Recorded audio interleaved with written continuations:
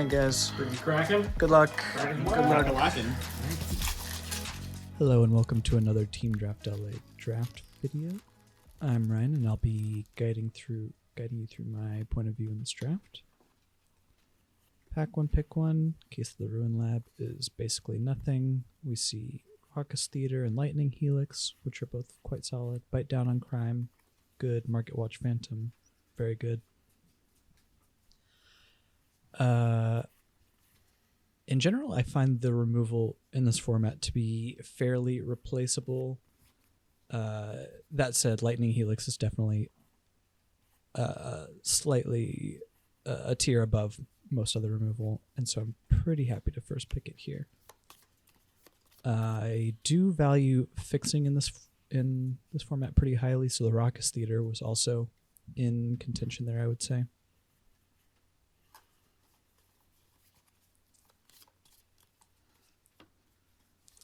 Market Watch Phantom also very good. Pretty much any of the white 2-drops are going to be playable to very good in this format.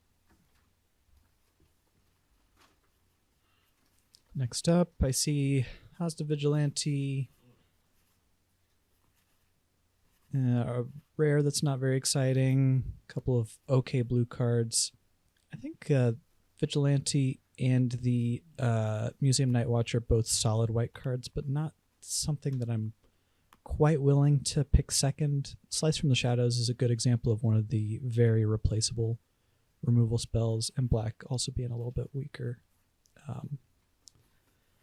Leads me to lean towards the Panther here. As I said, I do value fixing in general pretty highly in a team draft setting, especially. The Runebrand Juggler is, fairly powerful on its own as well, but the Rakdos color pair has failed to impress for the most part. Yeah, not super excited about second picking a Topiary Panther, but the prioritization of fixing leads me in that direction. I'm going to follow it up with, we see a Crovad Haunch, which is quite good, but Killer Among Us is very likely the most powerful card in this pack. Actually, I don't think it's relatively close. And makes me feel a little bit better about second picking that Panther. This also gives me a little bit of a direction because the Panther and Killer Among Us both play into collecting evidence quite well. They are both scheduled to go to the graveyard, so to speak. And if I had seen pretty much any white 2-drop in either of those packs, I probably would have been looking to be in Boros, but since I didn't, that's going to affect the rest of the draft pretty significantly. Extracted Confession is quite good. I would say an above average removal spell. The Blood Splatter Analysis, also very good, but it's in that dreaded Rakdos color pair. But having just taken 2 green cards, and like I said, being inclined to live the collect evidence life, the Hedge Whisperer is calling my name here. Give another quick look. Crime Stopper Sprite is just fine. Airtight Alibi is, playable, I guess. Deduce is quite good. Wouldn't have minded picking something like that up, though I would probably take Extract Confession over it. If I were to take a new color here. Tin Street Gossip, also totally fine if you are in the Gruul color pair, but not something that's going to pull me into Gruul most of the time. Moving right along to pick 5 here. See a couple of decent disguised creatures. We do finally see another white 2-drop, but I think I'm fairly off of the white aggressive plan at this point. I kind of want to take it a little slower and collect evidence, and the Surveillance Monitor fits into that game plan quite nicely. Spots you one free evidence collection on its own and then pays you off for any other incidental ones you may find. You can see I'm eyeing the consultant here, just giving it one last look. Flotsam and Jetsam is also, a good way to get evidence in the graveyard, though Surveillance Monitor is a little bit too good of a payoff, I think. I would rather prioritize that pick a little more highly. Next up, Public Thoroughfare has been something I'm relatively happy to play in Team Draft specifically. Decks are slower and less optimized, but Buried in the Garden, of course, is just ramping and fixing and removal all bundled into one. It's pretty insane. I'm pretty happy to run the first copy of an Automaton in a good number of decks in this format. And I do like the idea of a Surveil putting things in the graveyard. But I did have my teammate Alex's voice in my head here just telling me to take the Fanatical Strength.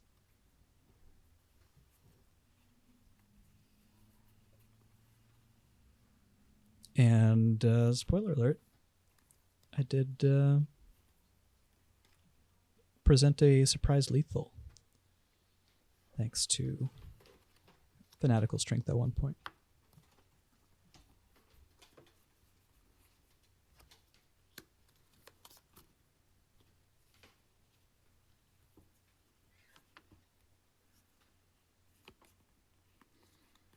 Pick 8 here, we see some fairly replaceable mid-tier blue cards. We see this green rare still here. Something I consider here, since I do have Killer Among Us and Surveillance Monitor that make tokens of different names. And I think I do come close to picking it here, but in the end I decide I just picked up a Surveillance Monitor, so definitely considering blue as my secondary color. Yeah, almost take it there. Definitely considering blue as my secondary color, and would rather not make my team have to play against the threat of the Fae Flight. So I end up just taking that out of the hands of our opponents. Nothing to speak of here, but knowing that I'm leaning towards blue as my likely secondary color at this point, the Jaded Analyst, I don't have great ways to draw cards or make clues or anything, but it's just, a 2-drop that blocks very well. Not a reason to be blue, but if I do end up base blue, I'll probably play one. Next up, we see a pretty late Deduce, which seems like a signal to me. It's one of the best blue commons. Puts some evidence in the graveyard. Is an inherent 2-for-1, comes with some clue synergies, so yeah. Pick 11, I'm not looking to play a Benthic Criminologist, so this is just about which of the other 2 cards I would rather not play against, and I end up going with the Menacing 1-drop.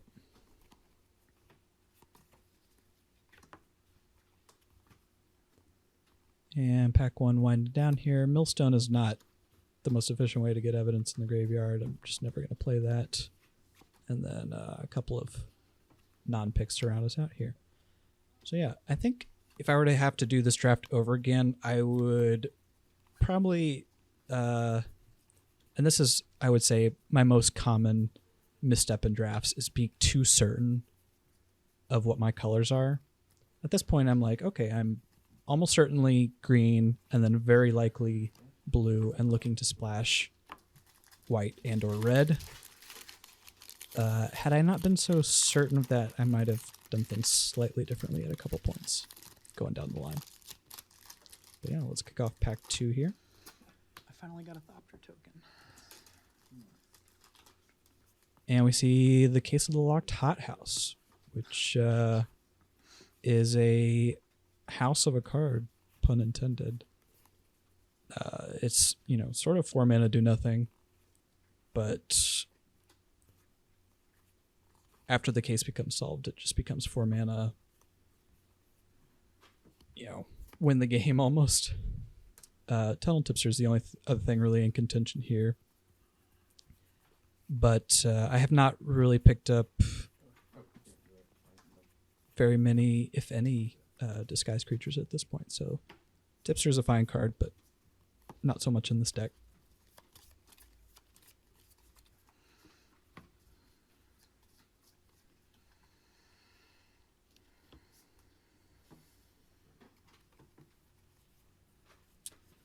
Next up, Flourishing Bloomkin. Speaking of disguised creatures, push and pull can be a pretty powerful way to close out a game, so it's notable.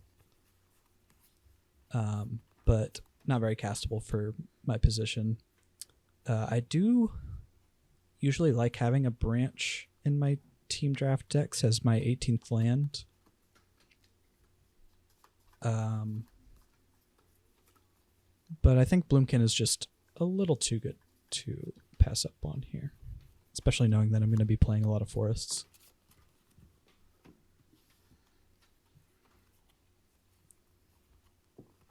Like I said, I prioritize fixing pretty highly here. So we see a Deduce and a V2 Ghazi Inspector, as well as some pretty decent red cards, but I know that there are blue and white cards that I want to play, so I'm going to take the Archive. So another red herring. Definitely not excited to be shipping red aggro. But we see a bunch of nice picks for me here. Inspector and Maverick are the top choices, of course. Furtive Courier would be decent, It's okay at filling up the graveyard, but Maverick does it probably even better. But I end up going with the V2 Ghazi Inspector. At this point, I think I have some good ways, to just dump lots of mana value into the graveyard and get the trigger off of it. Ley Line is also notable, but just as a money pick, of course. Okay, we see an Offender at Large, Persuasive Interrogators, another Hedge Whisperer, and Insidious Roots, which I'm kind of excited about. I haven't gotten to try it yet in this format, and I think I'm fairly well set up to run it here. Definitely could use a little more support, but then I see the Lamplight Phoenix, and I just think that card is too much of a threat and can be very, very difficult to deal with effectively, so I'd rather keep that out of my opponent's hands. There's something to be said here, I think, for taking Lamplight Phoenix and then trying to be Gruul or something, but I already know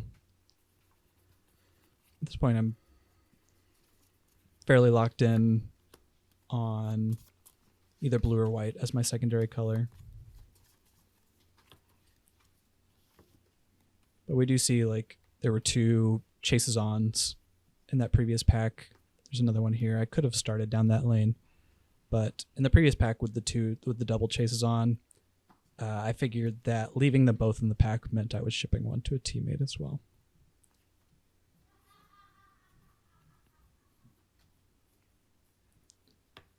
At this point, I'm not really willing to splash the Chases On, which is probably the best card in this pack.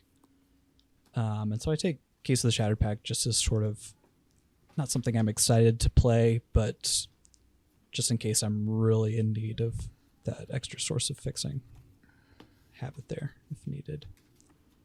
Next up, Pick Your Poison. Very solid sideboard card, but my branch came back, so I'm going to go ahead and lock that up.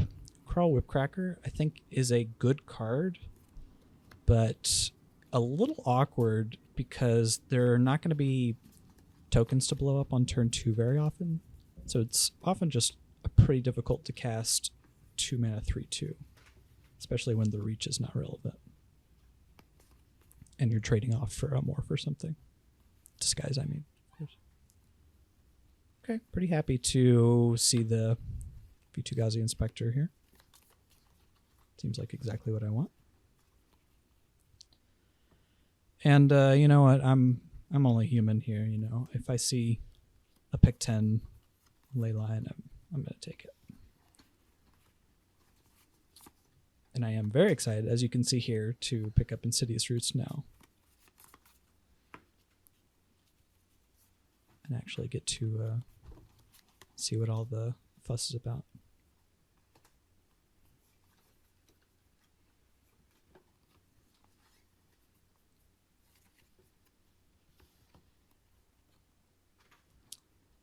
This one I was just, you know, again, deciding which one to hate pick. I go with the wrench. I think this is probably incorrect. If my opponents want to play a wrench, then they can go for it. Soul Search is actually somewhat of a reasonable sideboard card, so probably should have just taken that. And then Pack 2 finishes up with another random Confiscation in a Forest. And yeah, like I said, I know for sure I'm base green at this point. But I see all these, you know, the Deduce and the Jaded Analyst, and I'm like, okay, I'm probably base blue as well. Had I not been so sure of that, there might have been some... Oh, and here I'm pointing the Leyline Shattered Pact Wombo combo, which my team did not let me run. They never let me have any fun.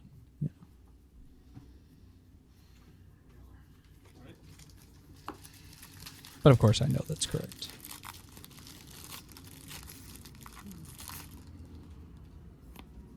All right, Pack 3.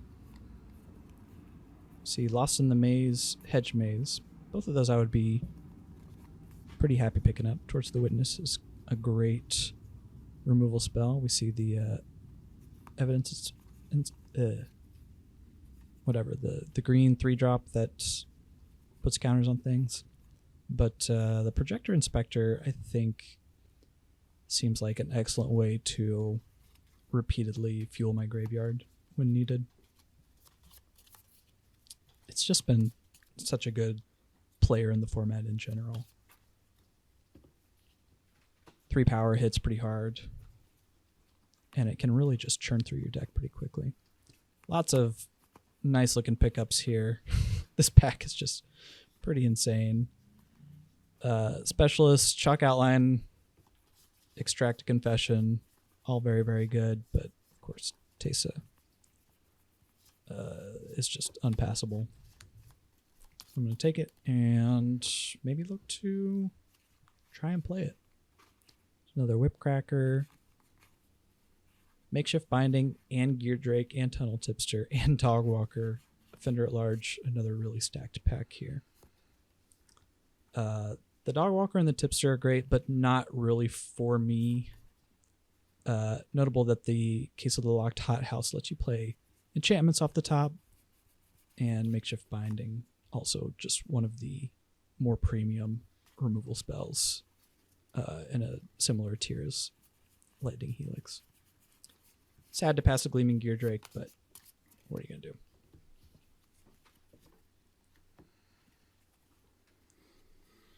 Next pack, we see another Gleaming Gear Drake and another Makeshift Binding. So, of course, I make the same pick here, Binding over Gear Drake.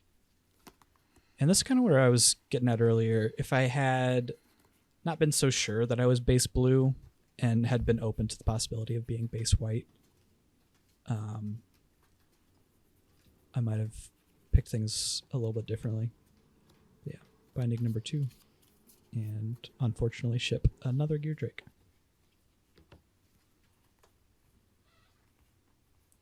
Pick 5, we see a Culvert Ambusher, a Shock.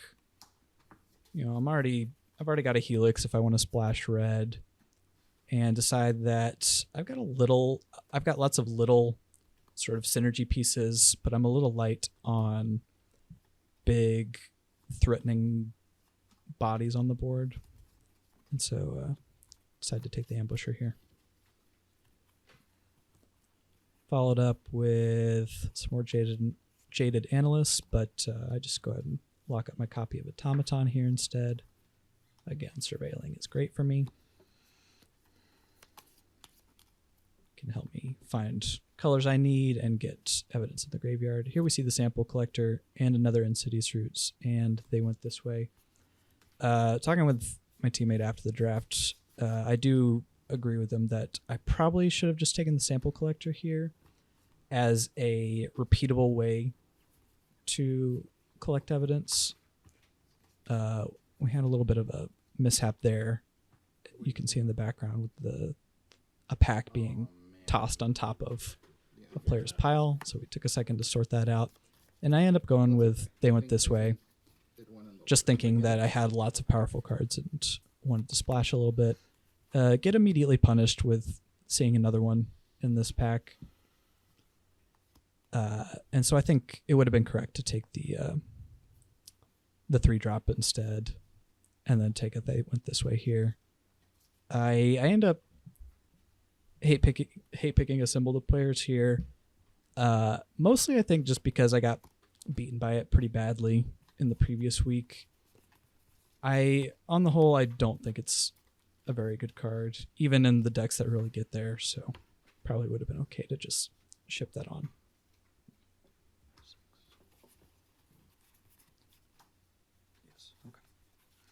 And yeah, now that I'm on the Insidious Roots life, pretty happy to take a Gravestone Strider here. It is one of, if not the best ways to trigger Insidious Roots. And especially since I'm looking to play a bunch of colors here, to play all my good cards, I am actually not upset to pick up a second one here, even though it's something I'm generally not excited to play. The 2-mana 1/3 is pretty unexciting. The color fixing is okay, but not reliable. But those combined with the fact that it's an actually strong synergy piece in my deck makes me a little more excited to play him. Here, just pick up another random analyst. And we're winding down again. Take another Cerebral Confiscation and a Demand Answers. Alrighty.